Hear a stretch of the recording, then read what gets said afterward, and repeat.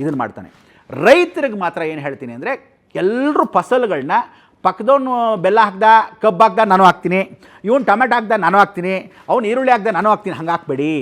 ನಿಮ್ಮ ಫಸಲು ಏನು ಹಾಕತ್ತೆ, ನಿಮ್ಮ ಹಣೆ ಬರದಲ್ಲಿ ಏನಾಗುತ್ತೆ, ನಿಮ್ಮ ಹೊಲದಲ್ಲಿ ಏನಾಗುತ್ತೆ ಅದನ್ನು ಮಾತ್ರ ಹಾಕಿ ಅಂತ ನಾನು ಹೇಳೋದು. ಆ ರೈತರಿಗೆ ಏನು ಅಂದರೆ, ನೀವು ನಿಮ್ಮ ಊರಲ್ಲಿ ಶನೇಶ್ವರನ ಪೂಜೆ ಮರಿಬೇಡಿ. ಗ್ರಾಮ ದೇವತೆಗೆ ಪೂರ್ತಿಯಾಗಿ ಅಂಬ್ಲಿಯನ್ನು ಪ್ರತಿ ತಿಂಗಳಲ್ಲಿ ಅಮಾವಾಸ್ಯೆ ಪೌರ್ಣಿಮೆ ಮಧ್ಯದಲ್ಲಿ ಒಂದು ಶುಕ್ರವಾರ ಅಂಬ್ಲಿಯನ್ನು ಹಾಕಿ ಪ್ರಾರ್ಥನೆ ಮಾಡ್ಕೊಳ್ಳಿ. ನಿಮ್ಮ ಧಾನ್ಯಗಳನ್ನ ಪೂಜೆ ಮಾಡಿಸಿ ನಿಮ್ಮ ಗ್ರಾಮ ದೇವತೆಯಲ್ಲಿ ಎತ್ಕೊಂಡೋಗಿ ಮನೇಲಿ ಇಟ್ಕೊಂಡು ಅದನ್ನು ಆಮೇಲೆ ನಿಮ್ಮ ಜಮೀನಿಗೆ ಚೆಲ್ಲಿ ಅನ್ನೋ ಒಂದು ರಕ್ಷೆ ನಾನು ಹೇಳ್ತೀನಿ.